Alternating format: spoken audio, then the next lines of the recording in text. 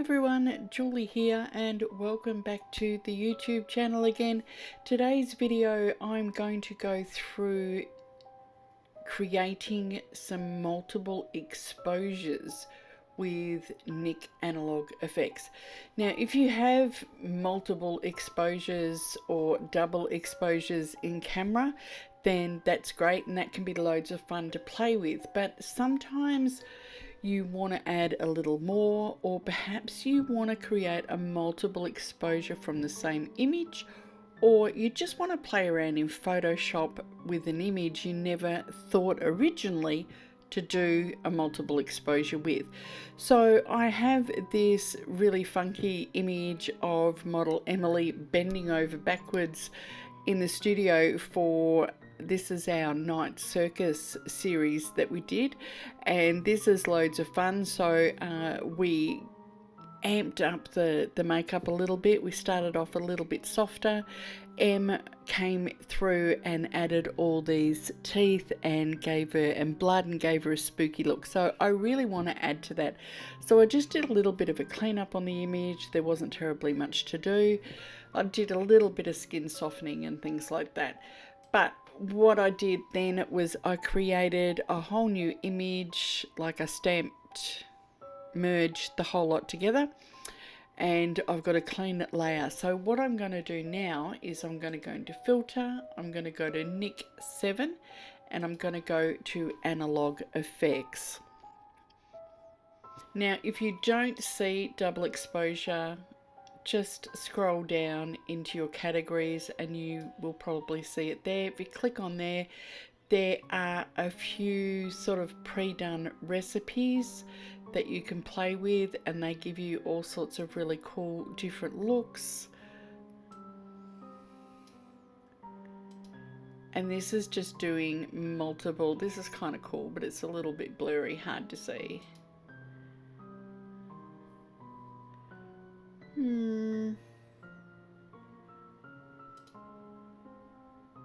Oh, I like this one. This one's got some potential. Okay, so there's a whole heap. There's different ones that you can play around with. No, I really like this one. So I'm going to click on that and it will apply it to the image. Now what it does is I can go through and I can do some, I might do a little bit of detail extracting, drop the brightness down a little bit. No, I don't really want to boost the blur on the bokeh. So I can add an additional image. So if I want to, I could click on plus and I could add another image from within that shoot. Just to give you an idea, I've got a couple I think that are edited. So I could add this one for instance. But in this particular case, what I actually want to do is I want a double exposure with the same image.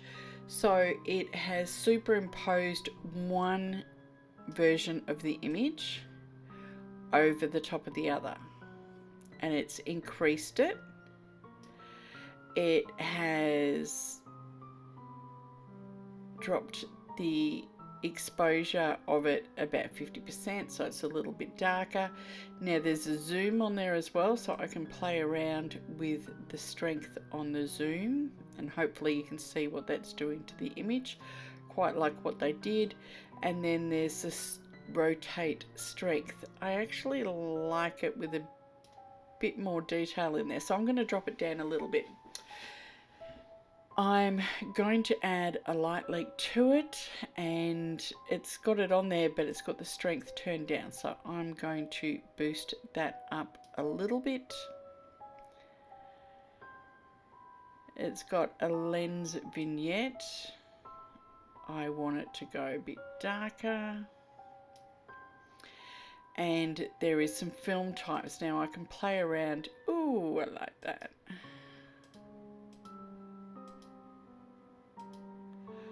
They're the warm ones, and this is quite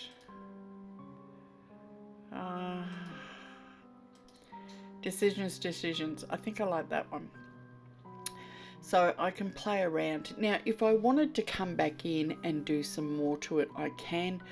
I could come into the actual presets to my camera kit, and this is everything that is currently, so there's a basic adjustments bokeh, there's no dirt or scratches on this, so I could add some. There's no frames, there's no lens distortion, no vignette, no levels, no curves, no motion blur, etc. So what I'm going to do is I'm going to add some dirt and scratches to this. So I could go into dust and fluff, I could go into scratches. I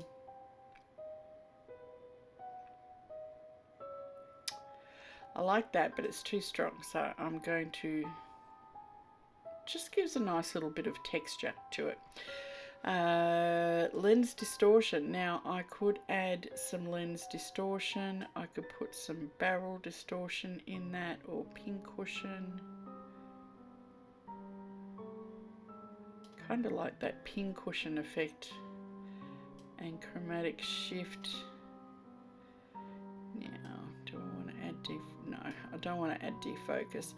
I can add some chromatic aberration, so I have added some green and magenta. So what else can we do? So I don't want to go into multi-lens because I've already got multiple exposures on this. I could go into photo plate or wet plate look if you wish. I could add some motion blur. That's something else I could add to it.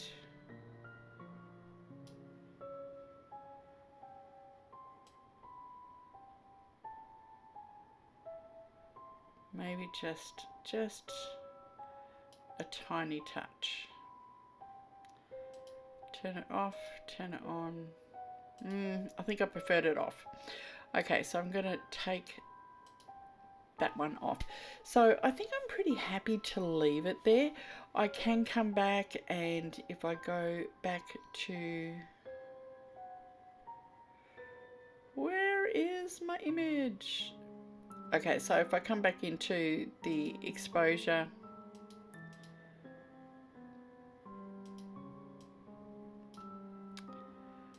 I can move that around.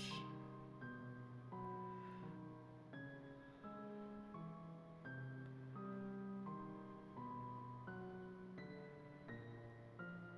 don't want it too much on her face. So I'm going to drop that down just a little bit more.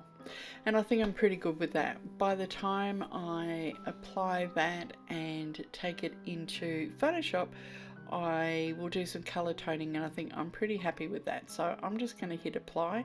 I haven't converted it to a smart object. If I want to come back and play with it, I can just come and play with it a little bit more. I don't mind. So this is my original. And if I give it a second, the one created in NIK Analog Efex will be here presently. Okay, so that's it loaded up. So I can, if I want to, I can drop the opacity on that a little bit. You just need to be careful because of the pin cushioning and things like that that I did with the image. It has moved from the original, so if you do tend to make it transparent, it's not necessarily going to line up. But if I want to go and do some color toning, I can make it a little bit darker. I love doing it this at a curves, do nothing to it but multiply as the blend mode, and then you can drop the opacity. It sort of deepens the color and the tones and everything. It's really quite a nifty little thing to do to it. So that's that. I might come and do some color toning as well. I've got some actions, things.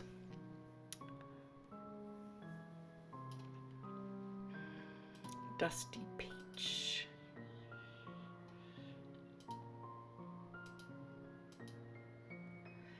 And maybe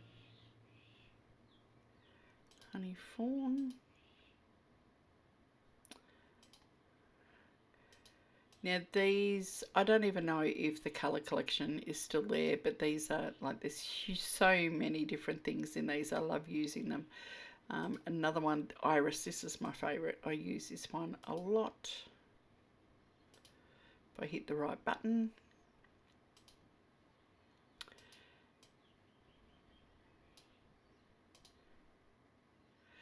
So this is where I've ended up.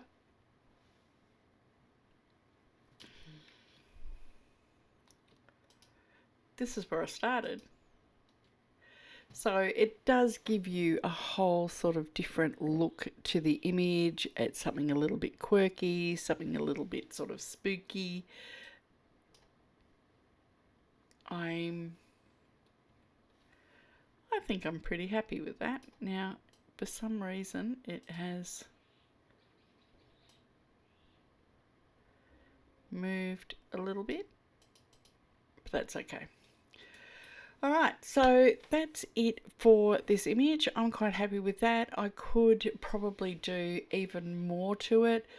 If I was going to do something, I would probably do a gradient map, or I could come in and have a look at... Oh, now this is interesting. Changing it to almost a black and white.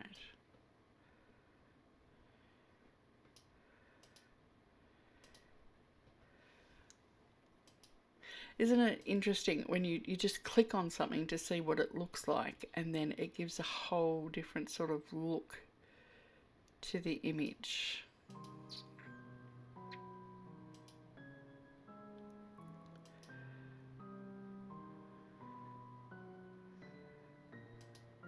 And that's with the red and green.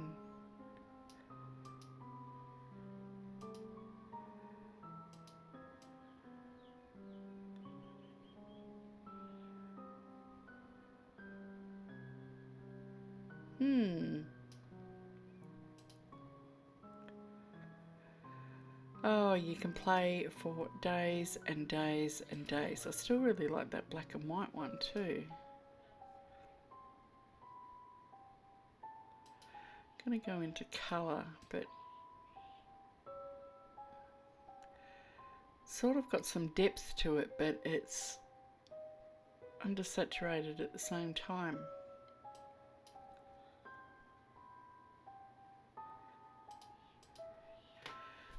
I like where this is heading.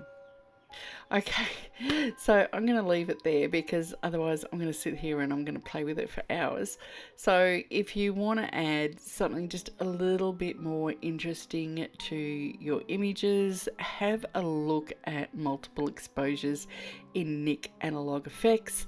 Once you put some light leaks and multiple exposures and some blur and a whole heap of other things, and then start doing some color toning, it really does take your images into a whole new realm. So thanks for watching. I hope you enjoyed this. Don't forget to like and share, hit that little bell for notifications, and of course subscribe to the channel. I greatly appreciate it, and I will see you next time on YouTube. Bye for now.